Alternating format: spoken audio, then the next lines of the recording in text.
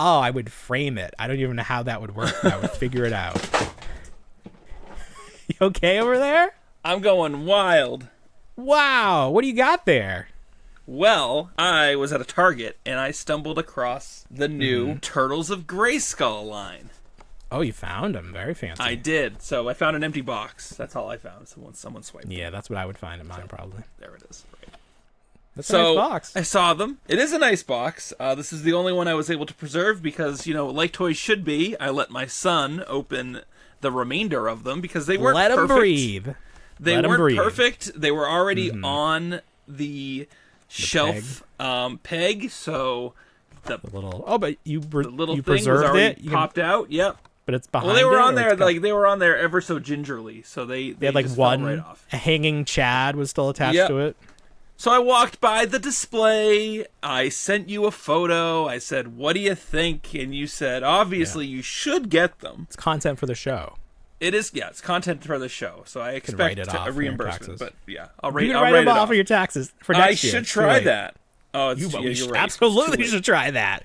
Get me a guy. There we go. They can do our taxes. Probably pay him more than we would save. So the set of 4, the first series, with the exception of the Mousetrap, is that it? Mousejaw Deluxe figure. I found. Who is naming these? The worst right? names. The worst. Like, this is the laziest naming. Mousejaw. Well, there was, not to bring up another content creator and call him out, but there is a content creator on TikTok who specializes in turtles. Outside of Pixel Dan. He's got a very nice voice. He focuses on one thing for turtles, whether it's a new item or something else.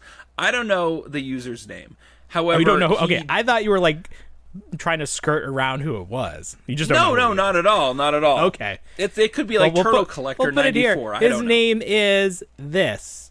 There you go. Yeah, all right, that's fine. So he picked up the Mousejaw figure, but he had no reference to Masters of the Universe. So it was completely a foreign concept. He doesn't collect that. Oh, so it was like a very odd type of review for him. I feel like it took him out of his element. Whereas with me, these are I'm He-Man familiar figures. with both. They are. They're just so right now I'm flavored holding He-Man figures. Oh, they're excellent though. So right now I'm holding Man-at-Arms. They're very toyetic. I would say. What's his back? He's got like. He's got shield. What is that? He's got a shell. Oh, it's a shell. Removable. It looks like a shell. Yes. So it's a shield. I need to get these. It's a shield. They still in stock. And a shell. He's got a nice fur wrap on the back. I like that. Very vibrant color. At the time when these first got revealed, that Donatello would be taking up the mantle of like Man-at-Arms. Sure. Because they're both very, very similar. But they're taking up the tech portion. The exciting thing about this figure is that the bow staff and Man-at-Arms club combine. What the hell? Into one huge. large baton. Oh my god, it's like the world's biggest Q-tip. It is like the world. It's like if he was on American Gladiators. Yes. And he was on the joust. Oh, it's the joust. That's oh Look my at him. God. And again, his shell removable. These figures, they're very. It is, but like once you take the shell off, they're very Battletoad-esque. Like they're very very slender. But look at look at that. Important to the so much. The shell is important. I don't really want to take it off because it does disturb me once it's off. Because a turtle without its shell shouldn't like a horse even be without a alive. foot. Like what is that thing? Right. What is? It's gross. Right. What is that? A frog? I do appreciate them. I do like them because they are different enough. Leonardo, very very great figure. As I said, I wasn't ready for this segment yet, and I had let my son play with these. So this one wound up in his bed, as well as the He-Man. But the second half of the Power Sword is still up in his bed, which does combine. So Leonardo does come with 2 katana-esque blades that do combine into one. The only drawback with it is you can't fit both of them either in his holster in the back, and you definitely can't fit them both in combined. Oh, well, that's a so it looks a little odd, but flaw, it seems like a little bit. But what's such a dynamic part? Figure. The top part the where fur? Right, it's fur again, similar to Man-at-Arms. He's got fur. He's very kind of barbarian-esque. These feel like akin to like that Flash Forward Yes. set that they did. They're very the coloring, the Yes. brightness of the blue, and just no translucent how though, right? no translucent, but they're nice and skinny.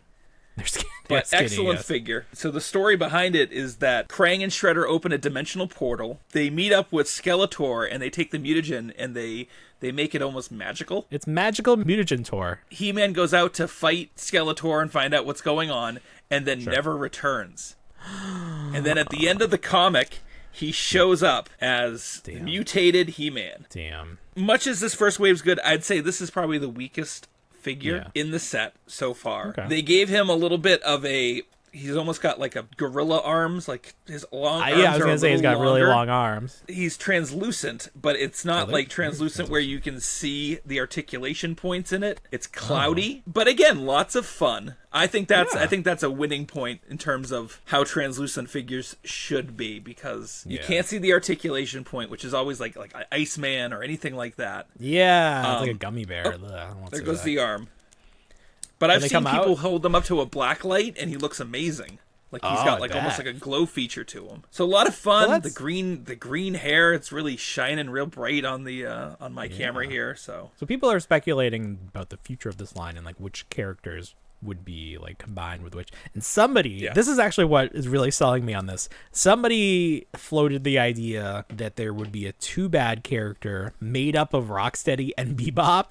And I'm like, yes, give me that. I need to see what that looks like. I feel like 100% that's in the pipeline. Somebody That's actually gotta just be. done a custom of that. They took the NECA Rocksteady and Bebop and they combined them to look like that. So I like these a lot. I think going with the Origins body was smart, but I like these so much, I almost want to see them do it in the other scale, the Masterverse scale, and make them a little more detailed.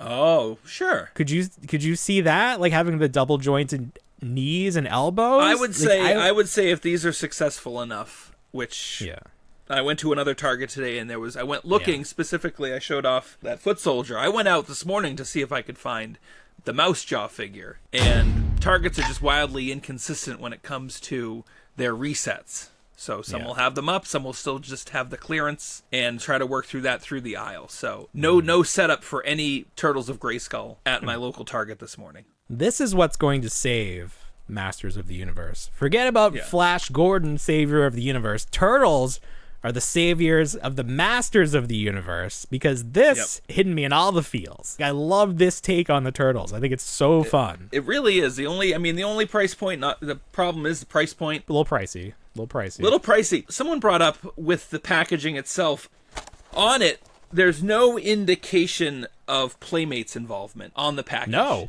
because it's they're 100% not Mattel. involved. Yeah. They're not. So it's completely through Nickelodeon, as it were. Partnership with Mattel and Nickelodeon to make this. Licensing deal through Nickelodeon. Just like the NECA stuff, it's not... Playmates doesn't own the Turtles. They never did. What wild legal loopholes. Or did they at one point? Toys are crazy, right? Toys are crazy. It's like they can't make toys for... I'm trying to think if there was like a property they couldn't figure... Like Monster Squad or something. Like people don't know who owned the rights to that, so nobody could make toys. It's just bizarre how things work.